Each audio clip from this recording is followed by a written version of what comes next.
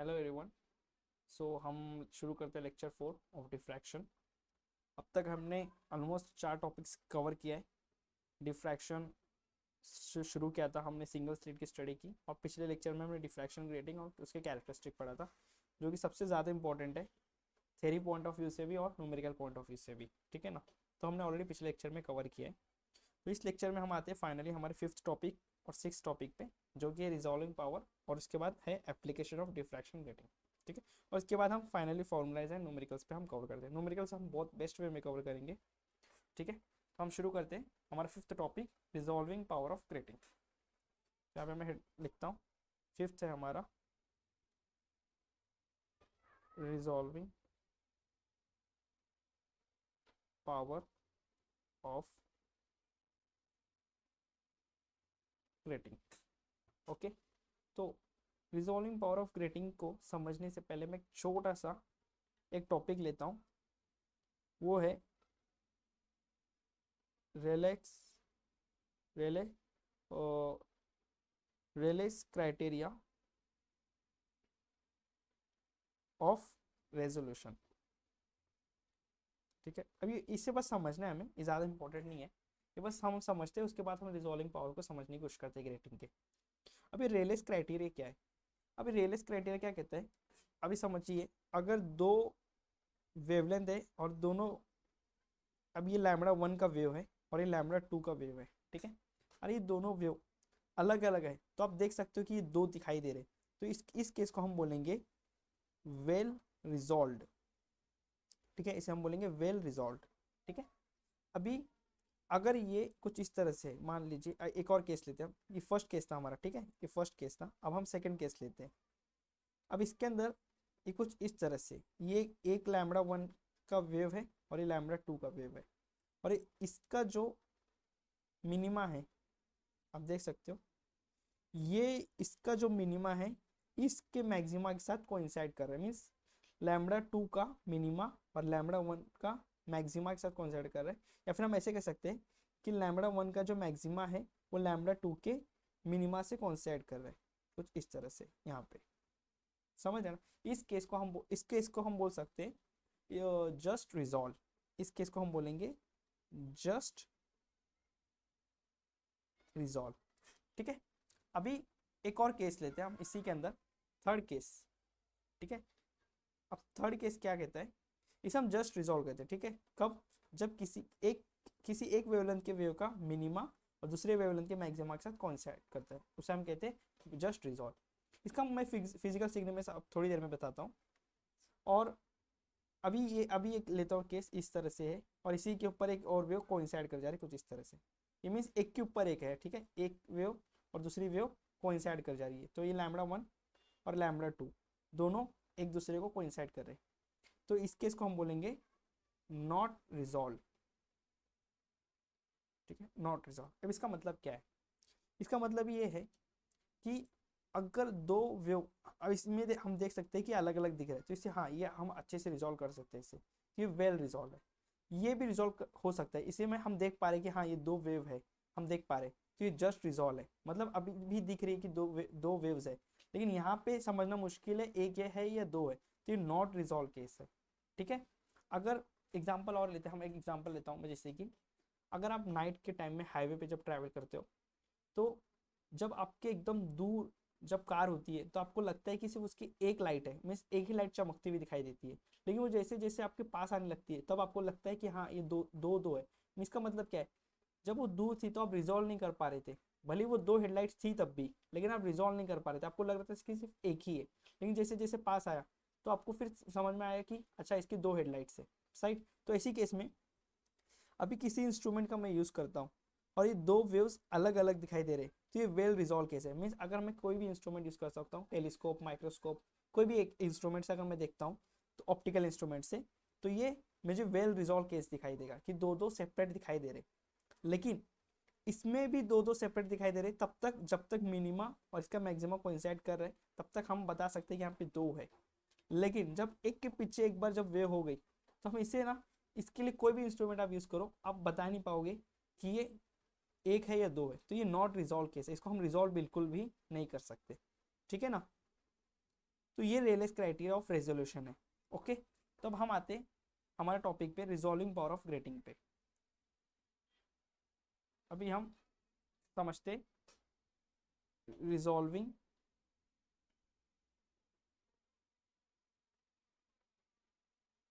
Power of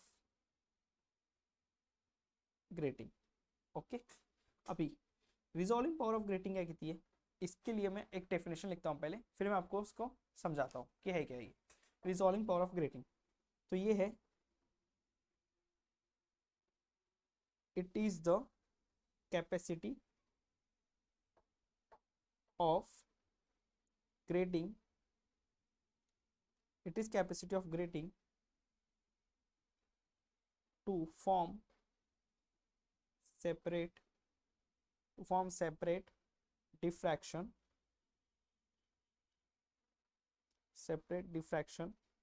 maxima of two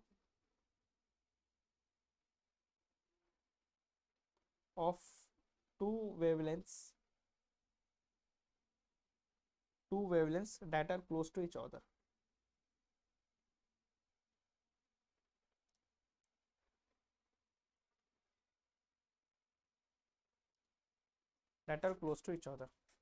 तो अभी इसे समझते हैं हम। अब रिजॉल्विंग पावर ऑफ ग्रेटिंग तो हमें पता है, ग्रेटिंग मीन्स ऑलरेडी हमने डिस्कस किया है, मल्टीपल स्लिट्स है, n नंबर ऑफ स्लिट्स है, उसे हम ग्रेटिंग कहते हैं।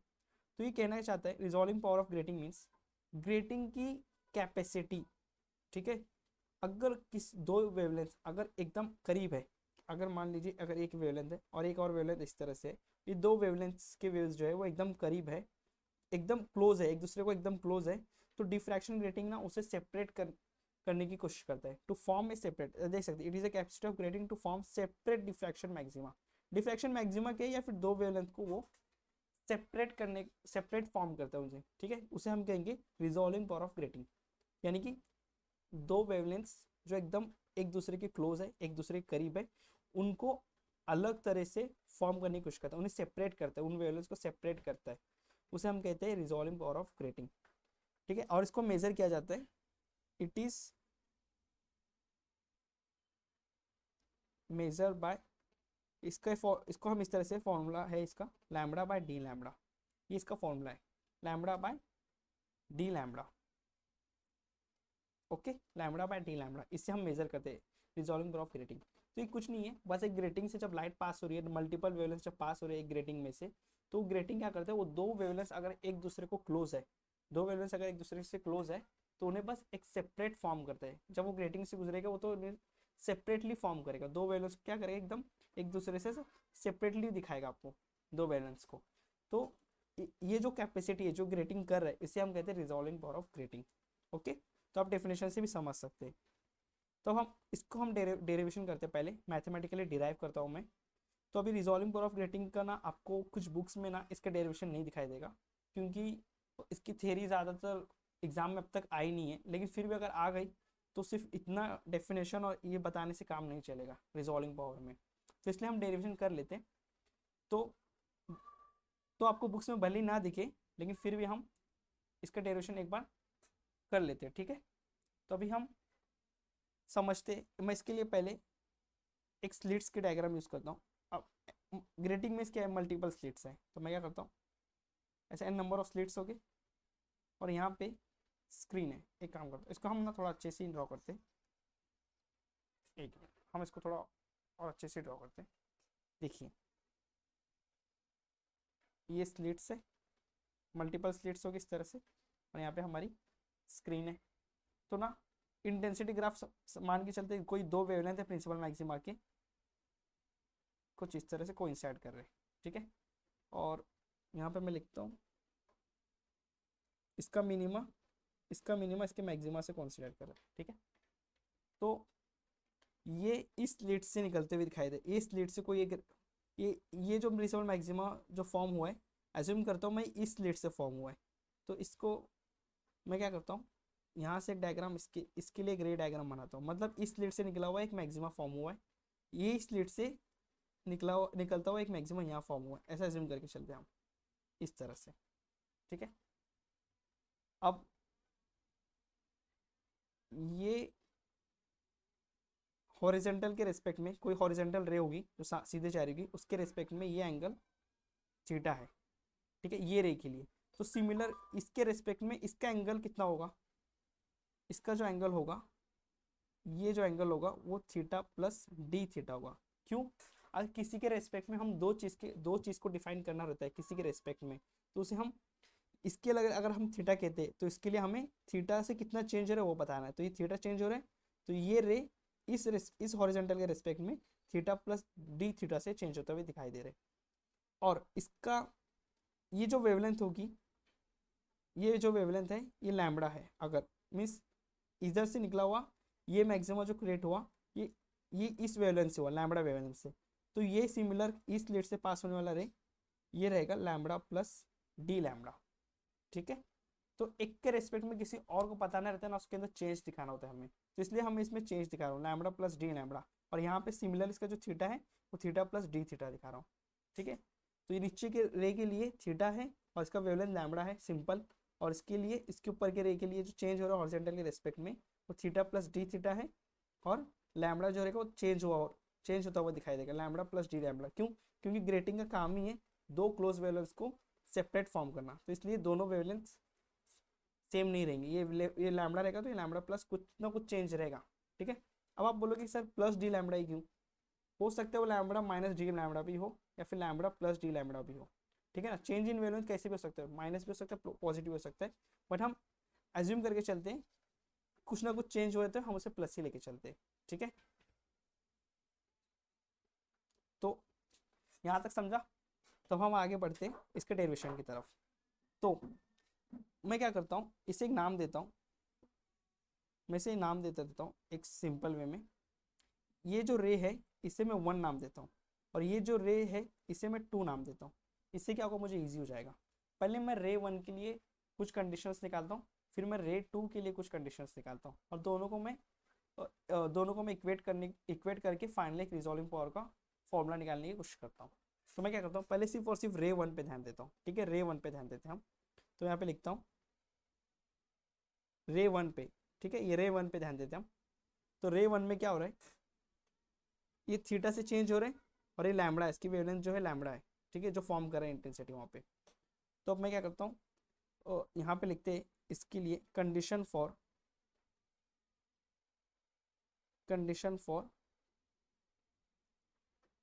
Maxima and minima, condition for maxima and minima for grating में हमने पिछले लेक्चर में जो डिराइव किया था मैक्सिमा की कंडीशन और मिनिमा की कंडीशन, यानी 5th कंडीशन और 6th कंडीशन जो हमने डिराइव किया था प्रीवियस लेक्चर में, उसको मैं यहाँ पे लिखता हूँ। तो मैक्सिमा की कंडीशन क्या निकाली थी हमने, मैक्सिमा की कंडीशन थी E plus D sine theta is equal to N lambda, और जहाँ पे एन जो था हमारा वो था 0 1 1 2 एक्सेट्रा, ठीक है। और मिनिमा की कंडीशन क्या होगी, मिनिमा की कंडीशन थी हमारी N E plus D sine theta is equal to M lambda, right, सही है। तो ये हमारी मिनिमा की कंडीशन थी। तो और यहाँ पे क्या था, एम क्या था हमारा 1 से शुरुआत, 0 नहीं रहना चाहिए, बस 1 2 3 4 डॉट डॉट डॉट, और एम की वाली क्या नहीं रहनी चाहिए, वो है 0 n 2n, ये वैल्यूज एम के नहीं रहनी चाहिए। ये हमने ऑलरेडी प्रीवियस लेक्चर में देखा है, मैक्सिमा और मिनिमा कंडीशन फॉर ग्रेटिंग। तो मैं इसे नाम इसको मैं नोटेशन देता हूँ, ये 1 है और ये 2 है। तो ना मेरे लिए एक दिक्कत है यहाँ पे, दिक्कत ये है कि m और n है ना, तो मैं m को ना n के रेस्पेक्ट में लाने की कोशिश करता हूँ। तो मैथमेटिकली कैसे पॉसिबल है उसको देखते हैं। मैं इसको ना इस तरह से लिख सकता हूँ, m को, ये m को मैं इस तरह से लिखता हूँ, m is equal to small n into capital N plus 1। आप बोलोगे ये क्या है, देखिए अभी आप यहाँ पे समझ सकते हो m की वैल्यू 0 नहीं हो सकती, राइट, और n भी नहीं हो सकती। तो इसका मतलब क्या है, अगर यहाँ पे मैं एज्यूम करके चलता हूँ n की वैल्यू अगर मैं 0 पुट करता हूँ इस केस में, स्मॉल n की वैल्यू, तो इसमें क्या चेंज आएगा, m इज इक्वल टू, अगर n 0 कर दिया मैंने, n 0 कर दिया तो यहाँ पे क्या होगा 0 प्लस 1 इज इक्वल टू 1। मतलब m की वैल्यू 1 रख सकता हूँ मैं, हाँ रख सकता हूँ, 1 दिखाई दे रहा है। तो वैसे ही n की वैल्यू 1 अगर मैं यहाँ पे पुट करता हूँ तो क्या होगा, देखते हैं हम, स्मॉल n की वैल्यू 1 पुट करके देखता हूँ। तो m is equal to small n की वैल्यू 1 हो गई, तो क्या हो जाएगा ये कैपिटल एन प्लस वन। क्या मैं m की value capital N plus one रख सकता हूँ? हाँ रख सकता हूँ। क्यों? क्योंकि m की वैल्यू n टू n नहीं रख सकता, लेकिन n प्लस वन चल जाएगा, कोई प्रॉब्लम नहीं है, n प्लस वन रख सकता हूँ। तो मैंने बस एक मैथमेटिकली ना एक स्मॉल एन के कंसेप्ट में इसको समझाने की कोशिश किया, इसको मैं स्मॉल एन में कन्वर्ट करने की कोशिश कर रहा हूँ। तो ये बस आपको समझ के लेना है कि हम इसकी वैल्यू ऐसे रख सकते हैं, small N into capital N plus one. तो इसको मैं ये सेकंड इक्वेशन को थोड़ा मैं मॉडिफाई करके m की वैल्यू रख के मैं एक और बार यहाँ पे लिखता हूँ। तो यहाँ पे क्या होगा, capital N E plus D sine theta, ठीक है, sine theta is equal to small M की वैल्यू मेरा क्या रखता हूँ, small N capital N plus one, और यहाँ पे क्या लैम्बडा, लैम्बडा। तो इसका अभी मैं ना आपसे इसको इक्वेशन नंबर इसे टू कहता हूँ, या अब ये इससे मैंने मॉडिफाई कर दिया ना, तो ये ज़रूरत नहीं है इसकी, तो इसको मैं इरेज कर देता हूँ। ठीक है, ये हमारी इक्वेशन टू गई। तो ये हो गया रे वन के रेस्पेक्ट में। रे वन क्या थी, ये रे वन हमारी कौन सी थी, ये रे वन थी, जो कि थीटा से चेंज होता है हॉरिजॉन्टल रे के रेस्पेक्ट में, और जिसकी वैल्यू लैम्बडा थी। अब सिमिलर केस में रे टू के लिए निकालता हूँ। रे टू के लिए भी सेम कंडीशन हमें अप्लाई करनी है। तो यहाँ पे मैं लिखता हूँ रे टू, ठीक है। अब रे टू के लिए कंडीशन निकालते हैं हम। तो रे टू के लिए थीटा क्या है, थीटा प्लस डी थीटा से चेंज होती है, दिखाई दे रही है हॉरिजॉन्टल रेस्पेक्ट में, राइट। तो मैं इसके लिखता हूँ मैक्सिमा कंडीशन वापस अप्लाई करता हूँ इसमें। तो ई प्लस डी साइन, बस थीटा की जगह क्या करना है हमें, थीटा प्लस डी थीटा से रिप्लेस करना है। तो theta plus D theta is equal to N, ठीक है, और एन और लैम्बडा क्या है हमारा, लैम्बडा प्लस डी लैम्बडा। तो यहाँ पे लिखेगा लैम्बडा प्लस डी लैम्बडा से चेंज होते हुए दिखाई दे रही है, ठीक है। और सिमिलर केस मिनिमा की कंडीशन, अब मिनिमा की कंडीशन में हम अप्लाई करते हैं तो क्या आएगा, capital N E plus D sine, इसमें देखिए मिनिमा कंडीशन ये है ना, तो बस थीटा की जगह हम क्या करेंगे, theta plus D theta put करेंगे इज इक्वल टू, यहाँ पे एम की वैल्यू मैंने मॉडिफाई की थी small N capital N plus one, और लैम्बडा जो रहेगा वो हमारा यहाँ पे भी चेंज होता हुआ दिखाई देगा, ठीक है, इस तरह से लैम्बडा। ओके,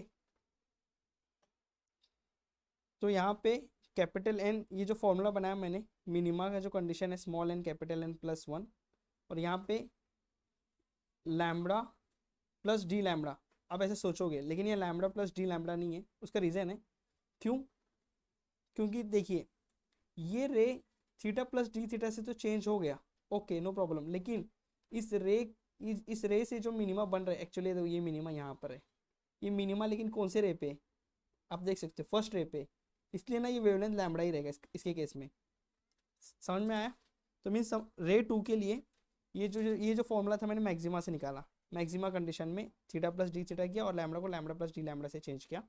लेकिन इस केस में क्या हुआ, ये थीटा प्लस डी थीटा तो हुआ, लेकिन यहाँ पे लैम्बडा प्लस डी लैम्बडा नहीं किया मैंने, मीन्स इसको जो मैंने चेंज नहीं किया मिनिमा कंडीशन को। क्यों? क्योंकि सेकेंड इसका इंटेंसिटी का जो मिनिमा है वो रे वन पे जाकर टच करा इसका मिनिमा, इसीलिए ये लैम्बडा ही रहेगा वेवलेंथ, ठीक है, क्योंकि मिनिमा का फॉर्मूला है ना ये, इसलिए। तो ये इसको हम इक्वेशन नंबर क्या करते, इसे हम 3 देते और इसे हम 4 देते हैं, ठीक है। तो हमें मेन रिजॉल्विंग पावर इसके लिए चाहिए, मेन जो चेंज हो रहा है डी लैम्बडा से। तो मैं क्या करता हूँ इसमें 4 को 3 से डिवाइड करता हूँ, 4 डिवाइडेड बाई 3, यानी कि 4 को हम 3 से डिवाइड करते हैं इस केस में, तब हमें इक्वेशन मिलेगा 4 को 3 से डिवाइड करते हैं तो क्या होगा, capital N E plus D sine theta plus D theta divided by E plus D sine theta plus D theta is equal to small N capital N one plus one lambda divided by small N lambda plus D lambda. तो मैंने कुछ नहीं किया, 4 को 3 से divide किया, तो अब यहाँ से कुछ कटेगा, हाँ sign theta plus theta, sign theta plus D theta cancel हो गया, यहाँ से ई प्लस डी कैंसिल हो गया।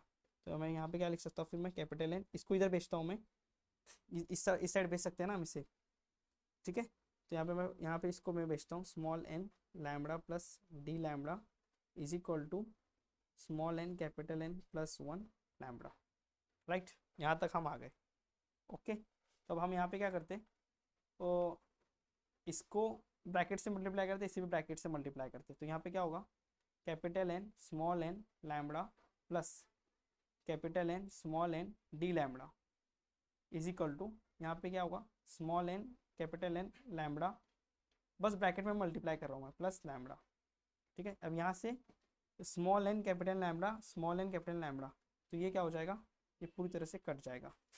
ठीक है, तो अब यहाँ पे इक्वेशन क्या बचेगी, capital N small N D lambda is equal to, यहाँ पे क्या बचेगा, यहाँ पे क्या था प्लस, अबे प्लस लैम्बडा था ना सिर्फ, है ना, प्लस लैम्बडा था बस यहाँ पे। तो रिजॉल्विंग पावर का फॉर्मूला क्या है, रिजॉल्विंग पावर का फॉर्मूला था लैम्बडा बाय डी लैम्बडा, तो यहाँ से बस लैम्बडा बाय डी लैम्बडा करना है हमें, तो lambda by D lambda is equal to small N into capital N, right. तो स्मॉल एन इंटू कैपिटल, यही रिजॉल्विंग पावर है। तो रिजॉल्विंग पावर ऑफ ग्रेटिंग का यही फॉर्मूला है, ठीक है। ओके, तो ये हमारा मेन फॉर्मूला है रिजॉल्विंग पावर का, ठीक है। Resolving power is equal to lambda by D lambda is equal to small N into capital. तो यहाँ पे टर्म क्या है, स्मॉल एन क्या है उसको समझते हैं। यहाँ पे जो स्मॉल एन है वो नंबर ऑफ ऑर्डर है, लेकिन किसका, मैक्सिमा का, 1 2 3 4 कुछ भी हो सकता है। स्मॉल एन क्या हो सकता है, 0 1 2 3 डॉट डॉट डॉट, राइट। और यहाँ पे जो कैपिटल एन है ये हमारा नंबर ऑफ स्लिट्स है, नंबर ऑफ स्लिट्स है या फिर नंबर ऑफ लाइन्स है, ठीक है, दोनों एक ही बात है। तो अब हम, ये तो ठीक है, यहाँ तक समझ में आ गया हमें, रिजॉल्विंग पावर को हमने डिराइव कर लिया अच्छे से, ठीक है। तो हमने कुछ नहीं किया, ये जो लैम्बडा प्लस डी लैम्बडा से जो चेंज हो रहा था ना, उसको हमने डिवाइड करके रिजॉल्विंग पावर निकालने की कोशिश की। तो यहाँ देख सकते हैं lambda by D lambda small N into capital N. तो एक क्वेश्चन आ सकता है एग्जाम में कि ना, क्वेश्चन आएगा how to increase resolving power, means resolving power को इंक्रीज कैसे किया जा सकता है। तो उसके लिए आपको क्या करना होगा, इसको थोड़ा सा मैं और एक्सपैंड कर सकता हूँ फॉर्मूला को, किस तरह से, resolving power equal small N है इनटू कैपिटल एन है, राइट। तो मैं इसको लिख सकता हूँ, स्मॉल एन जो है ये मैक्सिमा का नंबर ऑफ ऑर्डर है ना, तो आपको पता है मैक्सिमम नंबर ऑफ ऑर्डर्स का मैंने एक फॉर्मूला निकाला था, कैसे निकाला था, यहाँ पे लिखते हैं हम, E plus D sine theta is equal to N lambda ना, तो यहाँ से एन का फॉर्मूला क्या बनेगा, E plus D sine theta divide by lambda. अगर मैक्सिमम नंबर ऑफ ऑर्डर चाहिए, हम मैक्सिमम ऑर्डर करते हैं हम अगर, तो N max is equal to, N max is equal to क्या हो जाएगा यहाँ पे, E plus D by lambda हो जाएगा, क्योंकि साइन थीटा वन हो जाएगा अगर मैक्सिमम करना है तो। यहाँ पे मैं इसको ऐसे लिख सकता हूँ स्मॉल एन को E plus D divided by lambda into capital N. तो यहाँ से मैं कह सकता हूँ कि अगर मैं ई प्लस डी जो ग्रेटिंग एलिमेंट है, अगर इसको इंक्रीज करूँ मैं, तो इसके कारण रिजॉल्विंग पावर मेरी इंक्रीज कर जाएगी, राइट। या फिर मैं नंबर ऑफ स्लिट्स को इंक्रीज करूँ तो भी मेरी रिजॉल्विंग पावर इंक्रीज करेगी, या फिर मैं वेवलेंथ को क्या करूँ, डिक्रीज करूँ, तो जिसके कारण रिजॉल्विंग पावर मेरी इंक्रीज कर जाएगी। तो ये तीन, अगर क्वेश्चन पूछता है how to increase resolving power, तो अब रिजॉल्विंग पावर का फॉर्मूला लिखना और बाद में थियोरेटिकली एक्सप्लेन करना कि by increasing grating element resolving power will get increase, by increasing number of slits resolving power will get increase, and by decreasing wavelength resolving power will get increase. बस इतना आपको theoretically explain करना है। तो ऐसे हम करके रिजॉल्विंग पावर को हम और इंक्रीज कर सकते हैं। तो यहाँ पे हमारा रिजॉल्विंग पावर खत्म हो गया। तो अब हमारा फिफ्थ टॉपिक भी क्लियर हो गया। अब हम आते हैं सिक्स टॉपिक पे, एप्लीकेशन। एप्लीकेशन को समझने की कोशिश करते हैं। तब एप्लीकेशन क्या है, तो हमारा लास्ट टॉपिक है थ्योरी का, सिक्स्थ है एप्लीकेशन ऑफ डिफ्रैक्शन ग्रेटिंग। तो एप्लीकेशन कुछ, एप्लीकेशन अगर ग्रेटिंग हम कहेंगे तो सबसे पहला जो एप्लीकेशन आएगा वो आएगा मोनोक्रोमेटर, राइट, मोनोक्रोमेटर, ठीक है। इसकी स्पेलिंग देखते सही है, मोनोक्रोमेटर, हाँ सही है, बस यहाँ पर TOR, मोनोक्रोमेटर, ठीक है। तो अभी मोनोक्रोमेटर मीन्स क्या होता है, मोनोक्रोमेटर, मोनोक्रोमेटिक क्या होता है, पहले मोनोक्रोमेटिक लाइट आपको पता है, मोनोक्रोमेटिक में सिंगल कलर या फिर सिंगल वेवलेंथ की लाइट। तो ये सिंगल वेवलेंथ ऑफ लाइट को इंसिडेंट कराने का काम करता है मोनोक्रोमेटर, ठीक है, सिंगल वेवलेंथ ऑफ लाइट या फिर सिंगल कलर। दूसरा इसका एप्लीकेशन है स्पेक्ट्रोमीटर। स्पेक्ट्रोमीटर, स्पेक्ट्रोमीटर क्या करता है, स्पेक्ट्रोमीटर ना वेवलेंथ फाइंड आउट करने का काम करते हैं, स्पेशली इलेक्ट्रोमैग्नेटिक रेडिएशन जो होते हैं उसके वेवलेंथ को ना डिफाइन करते हैं स्पेक्ट्रोमीटर के थ्रू। और थर्ड जो एग्जांपल है वो है लेज़र। अभी लेज़र क्या है, लेज़र को हम एकदम डिटेल में समझेंगे हम सेकंड मॉड्यूल में, ठीक है, हमारा सेकंड मॉड्यूल लेज़र ही है, लेज़र एंड फाइबर ऑप्टिक्स। तो उसमें हम और डिटेल में समझेंगे लेज़र। तो लेज़र भी एक एप्लीकेशन है डिफ्रैक्शन ग्रेटिंग का। फिर फोर्थ जो है वो है होलोग्राफी। होलोग्राफी भी हम सेकेंड मॉड्यूल में समझेंगे, जो कि लेज़र का ही एक एप्लीकेशन है और साथ में डिफ्रैक्शन ग्रेटिंग का भी एप्लीकेशन है, होलोग्राफी। तो हम ये भी हम सेकेंड मॉड्यूल में हम डिटेल में कवर करेंगे होलोग्राफी क्या है। और फिफ्थ जो है इसका एप्लीकेशन हम कह सकते हैं हाँ, क्रिस्टल स्ट्रक्चर। अभी क्रिस्टल स्ट्रक्चर मीन जो मटेरियल्स जो बनता है एक्चुअली, जो मटेरियल जो के अंदर आप देखते हो तो एन नंबर ऑफ सेल्स होते हैं, जैसे यूनिट सेल्स हम डिफाइन करते हैं, FCCA, BCCA, HCPA, जो आपने फर्स्ट सेमेस्टर में देखा होगा। सेकंड मॉड्यूल था क्रिस्टलोग्राफी, इसमें हमने पढ़ा होगा, आपने पढ़ा होगा FCC, BCC। तो वो जो फाइंड आउट करते हैं ना, क्रिस्टल स्ट्रक्चर फाइंड आउट करने के लिए ना, एक्सरे, एक ब्रैग्स लॉ था जिसने एक्सरे का एक्सपेरिमेंट किया था, उसके थ्रू एक्चुअल में स्ट्रक्चर फाइंड आउट करते हैं। तो उसके अंदर भी ग्रेटिंग का यूज होता है, डिफ्रैक्शन ग्रेटिंग का। ठीक है, तो एक एग्जाम्पल है क्रिस्टल स्ट्रक्चर, उसके अंदर हम यूज़ करते हैं। ठीक है, तो ये इतने एप्लीकेशन इनफ है। और भी ये एप्लीकेशन है CD DVD जो चलते थे, अभी तो CD DVD उतना दिखने में आती, लेकिन जब पिछले मीन्स जो CD DVD आपने देखा होगा वो भी एक एप्लीकेशन ही है डिफ्रैक्शन ग्रेटिंग का। ठीक है, तो इतने काफ़ी है, ये 5 एप्लीकेशन है, ये इतना इंपॉर्टेंट नहीं है, बस आपको पूछ सकते हैं 2 मार्क के लिए कि एप्लीकेशन बताओ, तो आप एक ऐसे 4 एप्लीकेशन भी दे दोगे तो इनफ रहेगा। ठीक है, तो ये है एप्लीकेशन ऑफ डिफ्रैक्शन ग्रेटिंग। तो अब ये हमारे यहाँ पे थ्योरी खत्म, अब हम फॉर्मूला एंड न्यूमेरिकल्स को कवर करने की कोशिश करते हैं। तो अब हम शुरू करते हैं हमारा next topic, formula and numericals. हमने अब तक पूरी थ्योरी कवर कर चुकी है, राइट। तो हम शुरू करते हैं हमारा नेक्स्ट टॉपिक। तो ये रहे फार्मूलाज की मैंने लिस्ट जो है वो ऑलरेडी यहाँ पे लिख दी है। आप देख सकते हैं जो हमने फर्स्ट टॉपिक पढ़ा था, Fraunhofer diffraction due to single slit, उसके 3 फार्मूलाज इंपॉर्टेंट है, वो मैंने नोट डाउन किए। मिनिमा की कंडीशन इंपॉर्टेंट है, उसके बाद एंगुलर विड्थ क्या है, ये आपके लिए नया होगा, हम इसे न्यूमेरिकल में कवर करते हैं क्या एंगुलर विड्थ क्या है। लीनियर विड्थ हमने ऑलरेडी डिराइव किया, राइट। ठीक है, लास्ट कंडीशन थी सिंगल स्लिट में। Diffraction grating most important topic है ये, इसके ऊपर न्यूमेरिकल्स तो आएगा ही आएगा, थ्योरी भी क्वेश्चन पूछेगा ही पूछेगा, हर साल प्रीवियस ईयर में वेवलेंथ निकालने के लिए पूछा है वो। तो ये फॉर्मूला बहुत इंपॉर्टेंट है, और ये फॉर्मूला कैसा है ये भी हम न्यूमेरिकल में देखते हैं। ग्रेटिंग एलिमेंट तो ये हमने डिराइव किया है, सेंटीमीटर बाय कैपिटल होता है, या एन जो है नंबर ऑफ लाइंस, और या फिर स्लिट होता है।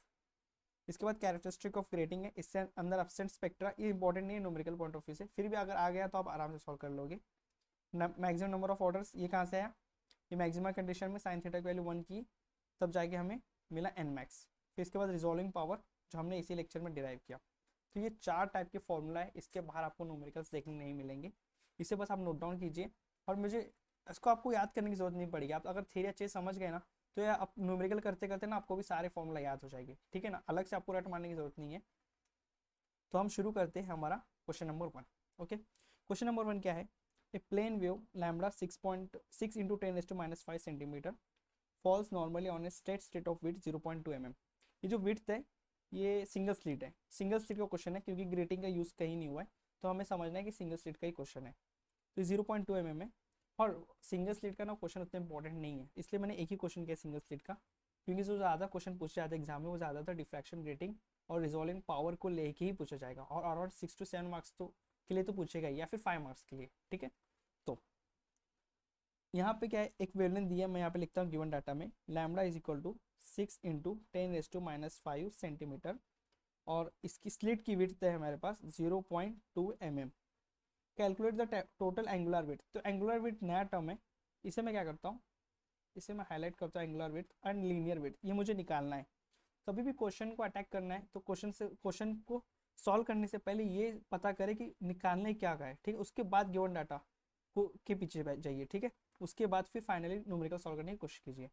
तो अभी हम सबसे पहले निकालते हैं कि निकालना क्या है। तो यहाँ पे बताया कि एंगुलर विड्थ और लीनियर विड्थ को फाइंड आउट करना है, और लैम्बडा दिया है हमें, और स्लिट की विड्थ दी है। तो अभी यहाँ क्या बता रहा है, सेंट्रल मैक्सिमा का एंगुलर विड्थ निकालना है। ठीक है, screen is place 200 centimetre away from slits, इसका मतलब कैपिटल डी दिया है मुझे, कैपिटल डी गिवन है मुझे, वो है 200 सेंटीमीटर। ठीक है ना, तो आप देख सकते हैं वेवलेंथ सेंटीमीटर में है, डी 2 सेंटीमीटर में, इसे भी हम सेंटीमीटर में करते हैं, तो ई की वैल्यू आएगी 0.02 सेंटीमीटर। ठीक है, अभी क्वेश्चन है एंगुलर विड्थ क्या है, तो सबसे पहले हम एंगुलर विड्थ को समझते हैं, उसके बाद हम क्वेश्चन सॉल्व करते हैं। अब एंगुलर विड्थ क्या है, देखिए ये पे एक सिंगल स्लिट है, और यहाँ पे स्क्रीन है। ठीक है, और यहाँ पे एक प्रिंसिपल मैक्सिमम बन रहा है इस तरह से, तो इस स्लिट से एक रे फर्स्ट मिनिमम को टच करती हुई और यहाँ से एक रे फर्स्ट मिनिमा को टच करती हुई, ये जो एंगल है 2 थीटा, ठीक है ना, इसे हम कहेंगे एंगुलर विड्थ। 2 थीटा क्यों हुआ ये, क्योंकि एक्चुअली कैसे जा रहा है, ये ऐसा एक रे जा रही है और एक ऐसी रे जा रही है ना, तो सेंटर से क्या है, ये थीटा है और ये भी थीटा है, और ये दोनों को मिला के 2 थीटा हो रहा है, राइट। तो 2 थीटा, इसी का हम कहेंगे angular width of central maxima. तो ये फर्स्ट मिनिमा को रे टच करते हुए दोनों के बीच का एंगल 2 थीटा, वो है एंगुलर विड्थ। तो एंगुलर विड्थ को पहले हम डिराइव करते हैं यहाँ पे। तो एंगुलर विड्थ क्या है हमारा, 2 थीटा। थीटा कहाँ से आएगा, थीटा के लिए मुझे लगानी होगी मिनिमा कंडीशन। तो मिनिमा कंडीशन क्या थी, तो मिनिमा कंडीशन क्या था हमारा, E sine theta is equal to M lambda. M की वैल्यू 1 है क्योंकि फर्स्ट मिनिमा है, तो एम की वैल्यू 1 हो गई। तो यहाँ से हमारा आएगा sine theta is equal to lambda upon E. तो sine theta is very small, तो इसको हम इक्वल टू थीटा लिख सकते हैं। तो theta is equal to lambda upon E.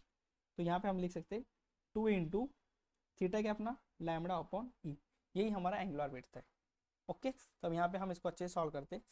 तो फर्स्ट हमें क्या निकालना है, एंगुलर विड्थ। तो मैं यहाँ पे लिखता हूँ, फर्स्ट हमें निकालना है एंगुलर विड्थ। तो एंगुलर विड्थ का फॉर्मूला क्या है हमारा, अभी निकाला मैंने, लैम्बडा अपॉन ई है, 2 लैम्बडा अपॉन ई, राइट ना, 2 थीटा। तो 2 इंटू लैम्बडा अपॉन ई, तो 2 इंटू लैम्बडा अपॉन ई। तो हम क्या करते हैं, 2 इंटू लैम्बडा, तो 2 इंटू वेवलेंथ हमारी कितनी है, 6 इंटू 10⁻⁵। स्लिट की विड्थ कितनी है, 0.02, और इसका आंसर आया हमारा 6 इंटू 10⁻³ रेडियन में। ठीक है, ये हमारा फर्स्ट आंसर आया, एंगुलर विड्थ इजी है, 2 थीटा निकालना है। सेकंड हमें बताना है लीनियर विड्थ, ये तो हमने ऑलरेडी डिराइव किया है। लीनियर विड्थ का फॉर्मूला क्या है हमारा, 2d लैम्बडा अपॉन ई। तो दोनों फॉर्मूला एक कॉमन है, यहाँ पे बस 2 लैम्बडा अपॉन ई है, और लीनियर विड्थ ना 2d लैम्बडा अपॉन ई है। तो एंगुलर विड्थ का जैसे ही आपको याद करना है ना, तो d को बस हटा दो, 2 लैम्बडा अपॉन ई, एंगुलर विड्थ निकल जाएगा। तो 2d लैम्बडा, तो 2 इंटू कैपिटल D क्या है हमारा, 200 सेंटीमीटर, क्योंकि क्या है, screen is place 200 centimetre away from slit, यानी कि स्लिट से स्क्रीन जो है वो 200 सेंटीमीटर की दूरी पे है। तो हम क्या करते हैं यहाँ पे 200 पुट करते, लैम्बडा की वैल्यू हमें गिवन है 6 इंटू 10⁻⁵, और स्लिट की विड्थ है हमारी 0.02, ठीक है, सेंटीमीटर में रहेगी ये सब। तो यहाँ से हमें क्या आएगा, लीनियर विड्थ मिलेगी जिसकी वैल्यू आई 1.2 सेंटीमीटर। ठीक है, फिर भी मैं आपको रिकमेंड करूँगा कि आप कैलसी का यूज़ कीजिए कैलकुलेशन करते समय, आप भी खुद से, क्योंकि ना फॉर्मूला में तो कोई प्रॉब्लम नहीं होगी, इसकी मैं गारंटी देता हूँ, और कंसेप्ट में भी कोई प्रॉब्लम नहीं होगी।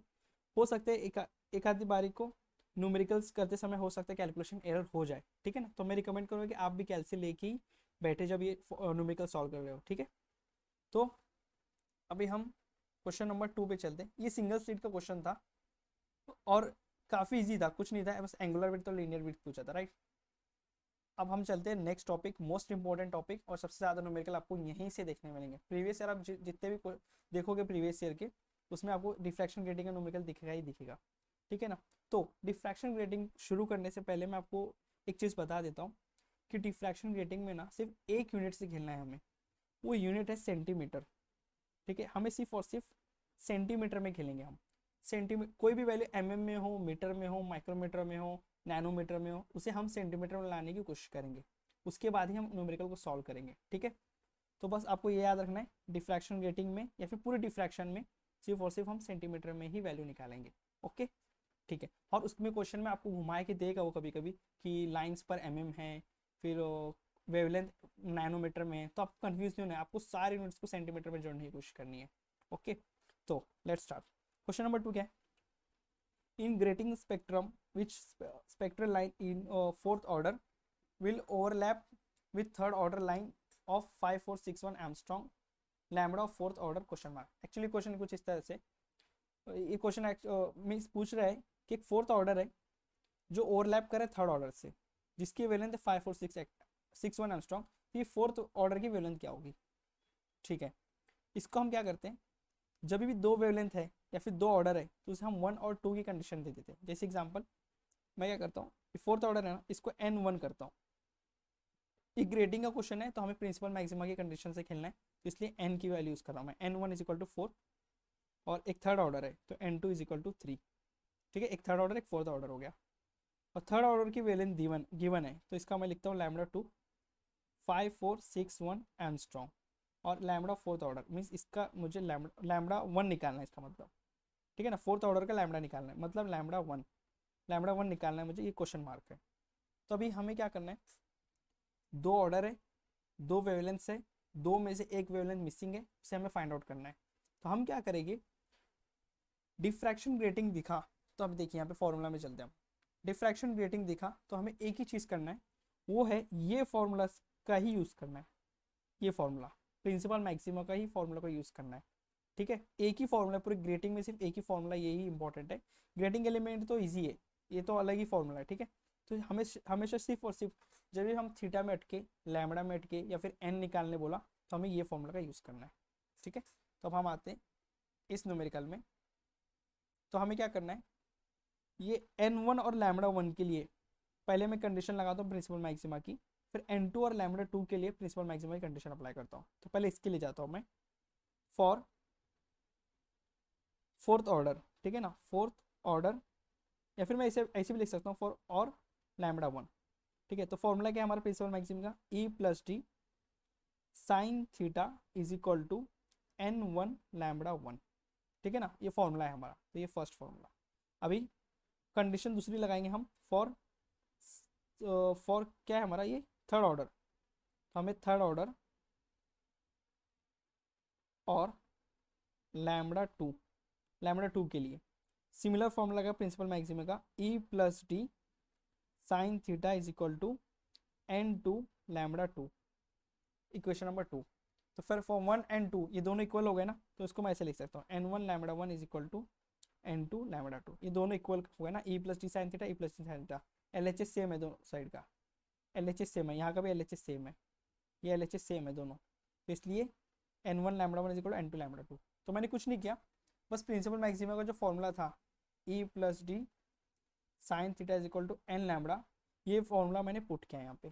तो ये वन और लैम्बडा वन, एन टू और लैम्बडा टू, बस इसको चेंज किया, और ये दोनों equation L H S same है दोनों का, तो आर एच एस भी सेम हो गया, ये मेरा फॉर्मूला बना। तो ये फॉर्मूला याद रखना है आपको, ये ज़रूरी नहीं याद रखने की, आप आराम से निकाल लोगे। तो यही मैंने यहाँ पे इफ टू वेवलेंथ अगर यूज़ हो रहा होगा, तो N one lambda one is equal to N two lambda two, ये आपको यूज़ करना है वहाँ पे, ठीक है। मैंने इसको बस शॉर्ट कर दिया यहाँ पे फॉर्मूला को लिख के, तो यही फॉर्मूला है actually, N one lambda one is equal to N two lambda two.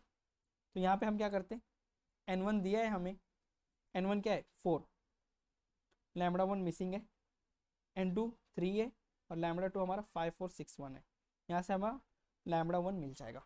तो लैम्बडा वन की जो वैल्यू है वो है 4095 आर्मस्ट्रॉन्ग, ठीक है। ये हो गया हमारा आंसर, ठीक है ना, इजी है, एकदम इजी क्वेश्चन था, बस दो कंडीशन अप्लाई करनी थी मैक्सिमा की और कुछ नहीं। तो अब हम चलते हैं क्वेश्चन नंबर थ्री में। क्वेश्चन नंबर थ्री क्या है, A parallel beam of light is normally incident on a plane transmission grating, इसका मतलब डिफ्रैक्शन ग्रेटिंग का ही क्वेश्चन है ये, हैविंग 4520 लाइंस पर सेंटीमीटर, यानी कि क्या है ये, नंबर ऑफ लाइंस दे दिया उसने, कैपिटल एन दिया है, 4520 लाइंस यूज किया है रोवे पर सेंटीमीटर में, okay. And second order spectral line observed eight an angle of 30 degree, okay. Theta की वैल्यू गिवन है हमें कुछ 30 डिग्री गिवन है, और सेकेंड ऑर्डर है, ओके नो प्रॉब्लम, एन की वैल्यू 2 है, and calculate wavelength of light, हमें लैम्बडा निकालने बोल रहा है। तो अभी क्या है, क्वेश्चन को एक और अच्छे से देखते हैं हम। A parallel beam of light is normally incident on a plane transmission grating having N, capital N दे दिया, and second order okay N 2 है, spectral line observe at angle 30 degree है, calculate wavelength of light. Simple question है, wavelength निकालना है। तो हम क्या करते हैं, अगेन डिफ्रैक्शन ग्रेटिंग का क्वेश्चन है, प्रिंसिपल मैक्सिमा की कंडीशन अप्लाई करते हैं, वहीं से कहीं ना कहीं से हमें आंसर मिल जाएगा, E plus D sine theta is equal to N lambda, ये फॉर्मूला है। तो ई प्लस डी मिसिंग है इसमें, ठीक है ना, साइन थीटा, हाँ थीटा है हमारे पास 30 डिग्री, तो साइन थीटा मिल जाएगा, एन की वैल्यू 2 है, कोई प्रॉब्लम नहीं, और लैम्बडा निकालना है, तो ई प्लस डी निकालना है ना, तो यहाँ पे मैं क्या करता हूँ, ई प्लस डी निकालता हूँ। ग्रेटिंग एलिमेंट का फॉर्मूला क्या है, centimetre divided by capital N, तो centimetre divide by capital N मतलब पर सेंटीमीटर है ना, तो एक ही सेंटीमीटर की ग्रेटिंग यूज हुई है, तो 1 डिवाइडेड बाय कैपिटल एन 4520 4520, ये हमारा ग्रेटिंग एलिमेंट है, जिसको मैं यहाँ पुट करता हूँ, 1 डिवाइडेड बाय 4520 साइन थीटा क्या है हमारा 30 डिग्री, एन की कितना है 2, क्यों सेकेंड ऑर्डर बताया है, तो 2 इंटू वेवलेंथ, सिंपल। तो वेवलेंथ की वैल्यू मिल गई मुझे यहाँ से। तो वेवलेंथ की वैल्यू आएगी कुछ 5.88 इंटू 10⁻⁵ सेंटीमीटर।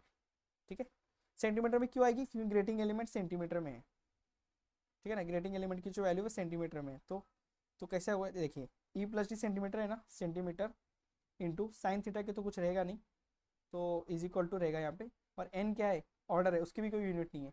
और लैम्बडा, तो लैम्बडा किससे में आया, सेंटीमीटर में आ गया, राइट ना। तो लैम्बडा के लिए सेंटीमीटर में। तो ऐसे आप यूनिट को change, unit conversion means unit को अगर आपको चेक करना है ना, तो इस तरह से आप चेक कर सकते हो। ठीक है ना। तो और आपको वेवलेंथ सेंटीमीटर में ही निकालनी है, आर्मस्ट्रॉन्ग में नहीं जाना है हमें। ठीक है, क्योंकि सेंटीमीटर हमें इजी पड़ेगा बिल्कुल भी, क्योंकि ई प्लस डी हमने क्या किया, सेंटीमीटर में निकाला है। तो लैम्बडा भी हम सेंटीमीटर में रख के फाइनल कर देंगे आंसर को वहीं पे। तो ये क्वेश्चन नंबर 3 था, डायरेक्ट क्वेश्चन था, बहुत इजी क्वेश्चन था। सीधा एन दिया था, थीटा दिया था, एन दिया था, लैम्बडा निकालने बोला था, फॉर्मूला अप्लाई किया प्रिंसिपल मैक्सिमा का और आंसर निकल गया। ग्रेटिंग एलिमेंट का फॉर्मूला ये रहा। एक चीज़ है, एक क्वेश्चन होगा आपके माइंड में कि सर वन क्यों हुआ यहाँ पे यूज, क्योंकि इसलिए क्योंकि उसने पर सेंटीमीटर बोला और कुछ बताया नहीं उसकी ग्रेटिंग के बारे में इन्फॉर्मेशन, इसलिए हमने एज्यूम कर लिया। एज्यूम नहीं मीन्स इस क्वेश्चन के हिसाब से कि एक ही सेंटीमीटर की ग्रेटिंग यूज हुई है और उसके अंदर 4520 लाइन्स है, इसलिए 1 सेंटीमीटर में 4520 लाइन्स है फॉर्मूला के हिसाब से। तो अब हम चलते हैं हमारा नेक्स्ट क्वेश्चन नंबर 4। ये मुंबई यूनिवर्सिटी का क्वेश्चन है, प्रीवियस ईयर में पूछा गया क्वेश्चन है। In a plane transmission grating the angle of diffraction of second order principal maxima for the wavelength 5 into 10⁻⁵ centimetre is 35 degree, calculate the number of lines. Okay, capital N निकालने बोल रहे हैं। Capital N निकालने का सिर्फ एक ही तरीका है, वो ये फॉर्मूला ये E plus D equal to centimetre by capital N, इसके अलावा कहीं और से नहीं निकलेगा ये। ठीक है, तो अब क्या करते हैं हम, ई प्लस डी के पीछे भागते। ई प्लस डी अगर निकल गया तो कैपिटल एन मिल जाएगा, क्योंकि सेंटीमीटर एक ही है, पर सेंटीमीटर में निकालना है। तो ई प्लस डी निकाल लेंगे, हमारा काम बन जाएगा। तो हम क्या करते हैं, ई प्लस डी निकालने के लिए ना अगेन डिफ्रैक्शन ग्रेटिंग के प्रिंसिपल मैक्सिमा को फॉर्मूला अप्लाई करते हैं। फॉर्मूला क्या है, E plus D sine theta is equal to N lambda. अब देख सकते हो फॉर्मूला कितना इंपॉर्टेंट है। ठीक है ना, तो यहाँ से ई प्लस डी मिल जाएगा मुझे, कैसे, थीटा दिया है 35 डिग्री, तो ई प्लस डी साइन 35। ठीक है ना, थीटा दिया है मुझे, यहाँ पे थीटा है 35 डिग्री। एन, एन की वैल्यू दी है हमें, इन्हें plane transmit the angle of diffraction of second order 2, N की वैल्यू 2 है हमारी, इंटू वेवलेंथ 5 इंटू 10⁻⁵। यहाँ से हमें ई प्लस डी मिल जाएगा।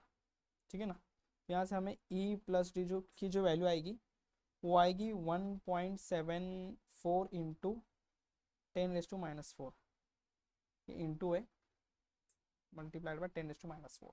ये हमारी ई प्लस डी की वैल्यू आ गई यहाँ से, इस फॉर्मूला से। अब ई प्लस डी को हम क्या करते, ई प्लस डी को हम यहाँ लेके जाते। ठीक है ना, तो यहाँ से हमें वैल्यू आएगी E plus D is equal to centimetre by N है, तो हमें एन चाहिए ना, तो यहाँ से हमें एन मिलेगा। N is equal to, N को वहाँ बेचते हम centimetre divide by E plus T, तो एन की वैल्यू आएगी हमारी सेंटीमीटर, यानी कि 1 divided by E plus D हमारी कितनी है 1.74 इंटू 10⁻⁴। तो एन की वैल्यू आएगी ऑलमोस्ट कुछ 5747। ठीक है, 5747 लाइन्स पर सेंटीमीटर। ईजी है। तो कैपिटल एन निकालने बोला था, कैपिटल एन निकालने का सिर्फ एक ही तरीका था, वो था ये फॉर्मूला। तो ये फॉर्मूला में ई प्लस टी बेसिक था। अगेन मैंने प्रिंसिपल मैक्सिमा का यूज़ किया और वहाँ से मैंने ई प्लस टी निकाला, सिंपल। ठीक है, ये मुंबई यूनिवर्सिटी में क्वेश्चन पूछा था, बहुत ईजी क्वेश्चन है। अब हम चलते हैं हमारा next question number 5। Question number 5 क्या है, light of wavelength 500 angstrom. Wavelength हमें एंगस्ट्रॉम में नहीं रखना है, हमें सेंटीमीटर में करना है। तो इसे सेंटीमीटर में करेंगे कैसे, देखिए lambda is equal to 500 angstrom है, इसे सेंटीमीटर में करेंगे तो 500 इंटू, एंगस्ट्रॉम का मतलब होता है 10⁻10 मीटर। एंगस्ट्रॉम का मतलब होता है 10⁻10 मीटर, मुझे सेंटीमीटर में करना है। तो सेंटीमीटर में करने के लिए क्या करना पड़ेगा, 10⁻+2 करना पड़ेगा, तब जाके सेंटीमीटर में आएगा। इसका मतलब क्या होगा, -2 -10 + 2 -8, तो इसका मतलब 500 इंटू 10⁻8 सेंटीमीटर। ठीक है, अब एकदम सिंपल करते हैं हम इसे। अगर हमें सेंटीमीटर में करना है इसको ना, अगर हमें सेंटीमीटर में करना है तो हम क्या करेंगे सिंपल वे में, जैसे आर्मस्ट्रॉन्ग दिखा इसे बस मल्टीप्लाई कर देंगे 10⁻⁸ से, तो ये वैल्यू आ गई हमारी सेंटीमीटर में। ठीक है ना, ये आपको याद रखना है। 10⁻⁸ से मल्टीप्लाई कर देंगे तो हमें मिलेगा ये सेंटीमीटर में। फाइनल। नाउ क्वेश्चन क्या है, plane transmission grating having 15,000 lines, capital N की जो वैल्यू है वो है 15,000 लाइन्स यूज किया है 3 सेंटीमीटर में। ओके 3 सेंटीमीटर की ग्रेटिंग यूज हुई है। Find the angle of diffraction for maximum intensity in first order. Angle of diffraction means मुझे थीटा निकालने बोल रहा है वो, for maximum intensity in first order, यानी कि एन की वैल्यू 1 दी है। अब ये क्या है, ये कुछ दिए हमें साइन इनवर्स एक वैल्यू दे दिया, वो हम बाद में देखते हैं। ठीक है, तो इतना हमारे पास डाटा गिवन है, इससे हमें निकालना है एंगल ऑफ डिफ्रैक्शन। थीटा निकालने के लिए मुझे क्या करना होगा, ग्रेटिंग का क्वेश्चन है, अगेन मुझे प्रिंसिपल मैक्सिमा का फॉर्मूला अप्लाई करना होगा। तो प्रिंसिपल मैक्सिमम का फॉर्मूला क्या है हमारा, E plus D sine theta is equal to N lambda. ठीक है, अभी ग्रेटिंग एलिमेंट निकालना है, तो यहाँ से निकलेगा grating element E plus D is equal to centimetre divided by capital N. तो 3 सेंटीमीटर की ग्रेटिंग यूज हुई है, तो हम 3 डिवाइडेड बाई कैपिटल एन कितना है 15,000, तो ई प्लस डी हमारा रहेगा 3 divided by 15,000 multiplied by sine theta निकालना है हमें, एन की वैल्यू 1 है, फर्स्ट ऑर्डर बोला है तो 1 है, और वेवलेंथ गिवन है 500 एंगस्ट्रॉम, यानी कि 500 इंटू 10⁻⁸ सेंटीमीटर। तो यहाँ से हमें क्या मिलेगा, साइन थीटा मिलेगा। ठीक है ना, यहाँ पे हमें साइन थीटा मिलेगा, जिसकी वैल्यू हमें मिलेगी 0.025। इसका मतलब क्या हुआ, यहाँ से थीटा मिलेगा हमें, तो साइन इनवर्स 0.025, इसका मतलब क्या हुआ, ये 14 डिग्री। यहाँ पे एक्चुअली गिवन तो क्वेश्चन में वो वैल्यू दी थी बस कि 0.025 साइन इनवर्स क्या होगा, तो 14 डिग्री है, तो थीटा की वैल्यू हमारी 14 डिग्री। ये हमारा फाइनल आंसर। इजी था, थीटा निकालना था हमें, तो प्रिंसिपल मैक्सिमम कंडीशन अप्लाई किया मैंने, इसके अंदर ई प्लस डी मिसिंग था, ई प्लस डी का यूज़ किया मैंने, कैपिटल एन के फॉर्मूला से ई प्लस डी निकाला, सारे वैल्यूज पुट किए और आंसर आ गया हमारा। ठीक है, तो हम चलते हैं अभी हम क्वेश्चन नंबर 6, जो कि मुंबई यूनिवर्सिटी का PYQ है। तो मुंबई यूनिवर्सिटी का क्वेश्चन है ये, how many orders will be visible if the wavelength of the incident radiation is 5000 angstrom and number of lines on the grating is 2620 to 1 inch. Okay, कितने orders visible हो गए, यानी कि मुझे एन निकालने बोल रहे हैं वो, कितने orders will be visible if the wavelength of the incident radiation is, lambda given है हमें 5000 एंगस्ट्रॉम, इसे सेंटीमीटर में करते हैं हम, तो क्या करेंगे हम मल्टीप्लाई बाय 10⁻⁸ कर देंगे, तो सेंटीमीटर में हो गया ये। And number of lines on the grating is 2620, capital N दिया हमें 2620, 1 इंच की ग्रेटिंग यूज हुई है, तो 1 इंच राइट ना, तो 1 इंच इज इक्वल टू कितना हुआ 2.54 सेंटीमीटर होता है राइट, तो इतनी ग्रेटिंग यूज हुई है। तो हमें निकालना क्या है, orders, how many orders. Okay no problem, how many orders निकालना है, तो हम क्या करते हैं प्रिंसिपल मैक्सिमम का फॉर्मूला अप्लाई करते हैं, तो E plus D sine theta is equal to N lambda. इसमें आप देख सकते हो ई प्लस डी तो निकाल लेंगे हम, कैपिटल एन दिया है, ई प्लस डी तो निकल जाएगा नो प्रॉब्लम। साइन थीटा निकालना मुश्किल है, क्योंकि इसलिए डिफ्रैक्टेड एंगल नहीं दिया कि थीटा कितने से डिफ्रैक्ट हुआ है, तो ये मेरे लिए क्वेश्चन मार्क है भाई। एन की वैल्यू भी क्वेश्चन मार्क है, निकालने तो बोला है वही हाउ मेनी ऑर्डर्स, और वेवलेंथ गिवन है, कोई प्रॉब्लम नहीं, वेवलेंथ गिवन है। तो प्रॉब्लम है साइन थीटा और एन, एक इक्वेशन 2 अननोन, नॉट पॉसिबल। तो हम क्या करते हैं, ऐसे जब क्वेश्चन आया तो आपको ना खुद से अज्यूम कर लेना है कि भाई अब कोई चांस तो है नहीं हमें थीटा निकालने, कोई और तरीका है नहीं ग्रेटिंग में, तो हम क्या करेंगे, इसको बाय डिफ़ॉल्ट क्या करेंगे, बाय डिफ़ॉल्ट साइन थीटा को अज्यूम करेंगे 1 बाय डिफ़ॉल्ट। तो इसका मतलब हमें मैक्सिमम नंबर ऑफ ऑर्डर निकालना है, तो यहाँ पे क्या करते हैं, साइन थीटा की वैल्यू हो गई 1, तो ये फॉर्मूला कुछ इस तरह से बनेगा, E plus D is equal to N lambda, और एन की जो वैल्यू आएगी वो मैक्स आएगी अब, क्योंकि साइन थीटा 1 हो गया, जब भी साइन थीटा 1 होता है तो जो ऑर्डर है वो मैक्सिमम हो जाता है, इसलिए एन मैक्स हो गया। ठीक है ना, बाय डिफ़ॉल्ट थीटा 1 किया, क्योंकि मैं थीटा दिया नहीं था और एन भी निकालने बोल रहा था इसलिए, तो अब एन मैक्स हो गया, तो N max is equal to E plus D divide by lambda, ये मेरा फॉर्मूला बना। अभी क्वेश्चन ये है, वेवलेंथ तो दिया है हमें 5000 इंटू 10⁻⁸, ई प्लस डी निकालना है, तो ई प्लस डी कैसे निकालेगा, E plus D is equal to centimetre divide by capital N, ये फॉर्मूला है। तो सेंटीमीटर में कितना सेंटीमीटर यूज हुआ ग्रेटिंग, 2.54, तो यहाँ पे हम लिखते हैं 2.54, और कैपिटल एन जो यूज हुआ है हमें वो है 2620, राइट। तो ये वैल्यू हम यहाँ पुट करते हैं, यहाँ पे पुट करेंगे तो 2.54 डिवाइड बाई 2620 इंटू वेवलेंथ क्या है हमारी 5000, तो 5000 इंटू 10⁻⁻8, यहाँ से हमें एन मैक्स मिलेगा कैल्शियम में सॉल्व करने के बाद, जो कि वैल्यू आएगी ऑलमोस्ट 19.38। तो जब ये पॉइंट के आगे नंबर मिला ना तो उसे पीछे लेके आने वैल्यूज को, मीन्स 19 पुट कर देने का। अगर आपको 18.3 मिला तो इसे हम 18 पुट कर देने का कभी भी एन की वैल्यू को, ठीक है। तो ये एन मैक्स आया हमारा 19। तो ये हमारा 6th क्वेश्चन था। तो बस यहाँ पे एक एज्यूम करना था कि साइन थीटा 1 है, वो इसलिए क्योंकि डिफ्रैक्शन ग्रेटिंग में मेरे को थीटा निकालने के लिए और फॉर्मूलाज नहीं है, एक ही फॉर्मूला है, उसी से मुझे थीटा निकालना था। लेकिन प्रॉब्लम यह है कि मुझे एन भी निकालने बोला था वो, तो दो अननोन हो गए इक्वेशन में, तो किसी एक को बाय डिफॉल्ट मुझे एज्यूम करना पड़ेगा। तो मैंने क्या किया, साइन थीटा को 1 एज्यूम कर दिया, और साइन थीटा जैसी 1 हुआ एन जो है वो मेरी मैक्स हो गई, तो वहाँ से मुझे ये फॉर्मूला मैंने डिराइव किया। और ई प्लस डी तो सेंटीमीटर में एन था, ठीक है ना। सेंटीमीटर में 2.54 यूज़ किया क्योंकि उसने 1 इंच का ग्रेटिंग यूज़ हुआ था। ओके, तो यहाँ पे हमारे न्यूमेरिकल्स क्वेश्चन नंबर 6 तक हम न्यूमेरिकल्स आए हैं, और जो आगे की जो न्यूमेरिकल्स है वो हम नेक्स्ट लेक्चर से कंटिन्यू करेंगे, ठीक है ना। तो हमारे थ्योरी और 6 न्यूमेरिकल्स कवर हुए, और अगले लेक्चर में हम डिफ्रैक्शन ग्रेटिंग के न्यूमेरिकल्स को और कंटिन्यू करेंगे, क्योंकि ये लेक्चर डिफ्रैक्शन ग्रेटिंग जो है वो ज़्यादा इंपॉर्टेंट है। और फाइनली हम रिजॉल्विंग पावर के भी न्यूमेरिकल्स को कवर करेंगे, और उसके साथ हमारा लेक्चर और डिफ्रैक्शन पूरा मॉड्यूल ओवर हो जाएगा, ठीक है। तो हम मिलते हैं नेक्स्ट लेक्चर में।